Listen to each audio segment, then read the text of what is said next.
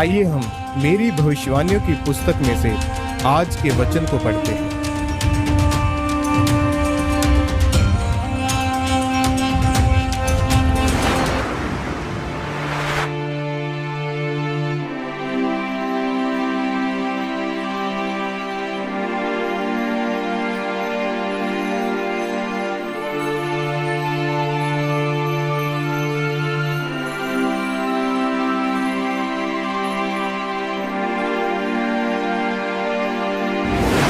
केवल यहोवा की उपासना करो, जैसे कि दानियल 6 उसके 7 में लिखा है। राज्य के सारे अध्यक्षों ने और हाकिमों, अधिपतियों, न्यायियों और गवर्नरों ने भी आपस में सम्मति की है कि राजा ऐसी आज्ञा दे और ऐसी कड़ी आज्ञा निकाले कि 30 दिन तक जो कोई हे राजा तुझे छोड़ किसी और मनुष्य या देवता से विनती करे वह सिंहों की माद में डाल दिया जाए। मेरे प्रियो, बाइबल में लिखा है कि यहोवा परमेश्वर जलन रखने वाला परमेश्वर है। जब आप प्रभु यीशु मसीह को अपना मुक्तिदाता, अपना उद्धारकर्ता ग्रहण करते हैं तो आप प्रभु यीशु मसीह की वंशावली में जुड़ जाते हैं। और उसको ग्रहण करने के बाद जब आप किसी अन्य की उपासना करते हैं तो आपके जीवन में दुख, बीमारियां और श्राप आते हैं। क्योंकि बाइबल में निर्गमन 20 उसके 3 में लिखा है कि तू मुझे छोड़ दूसरों को ईश्वर करके ना मानना। जब हम बाइबल में दानियल के बारे में पढ़ते हैं तो लिखा है कि उस राज्य में दानियल ही अकेला ऐसा यहूदी था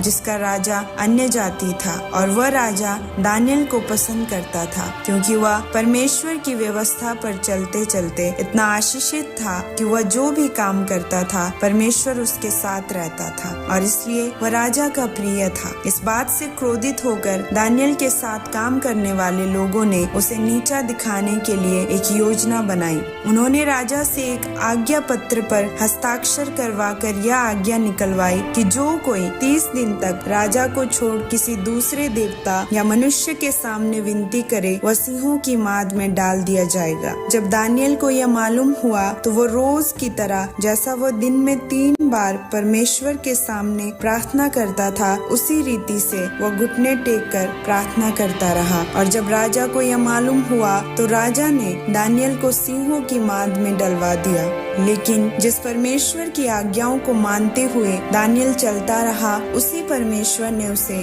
सिंहों से बचाया और सिंहों ने दानियल का कुछ भी नुकसान नहीं किया। इसी प्रकार जब आप भी परमेश्वर की आज्ञाओं को मानते हुए केवल उसी की आराधना करते हैं तो वो भी आपको देखता है और आपको बीमारी, गरीबी, परेशानियों से छुड़ाता है, जैसे उसने दानियल को सिंहों की माद से बचाया। इसलिए मेरे प्रियो, केवल यहोवा की ही आराधना करें, क्योंकि जब आप किसी अन्य देवता की उपासना करते हैं तो आप परमेश्वर के अनुग्रह से बाहर निकल जाते हैं और फिर परमेश्वर आपकी सुरक्षा नहीं कर पाता। इसलिए परमेश्वर की आज्ञा के अनुसार चलें। जिस तरह दानियल ने किसी भी प्रकार से परमेश्वर की आज्ञा को नहीं तोड़ा, वह आज्ञा पत्र निकलने के बाद भी परमेश्वर के साथ प्रार्थना में बना रहा और परमेश्वर ने अविश्वसनीय उत्तर देकर उसे बचाया। अगर आप परमेश्वर की आज्ञाओं पर चलेंगे तो परमेश्वर आपको भी गरीबी, बीमारी, दुखों से इसी प्रकार बचाएगा और आशीषित करेगा।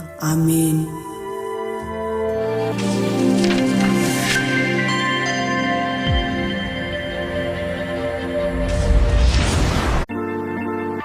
परमेश्वर के गहरे वेदों को परमेश्वर के दास के द्वारा जानने के लिए और ऐसी और नई वीडियोस को देखने के लिए हमारे YouTube चैनल को सब्सक्राइब करें और साथ में बेल आइकन को प्रेस करें ताकि ऐसी और नई वीडियोस की नोटिफिकेशन सबसे पहले आप तक पहुंच सके। जुड़े रहें परमेश्वर की हजूरी के साथ। God bless.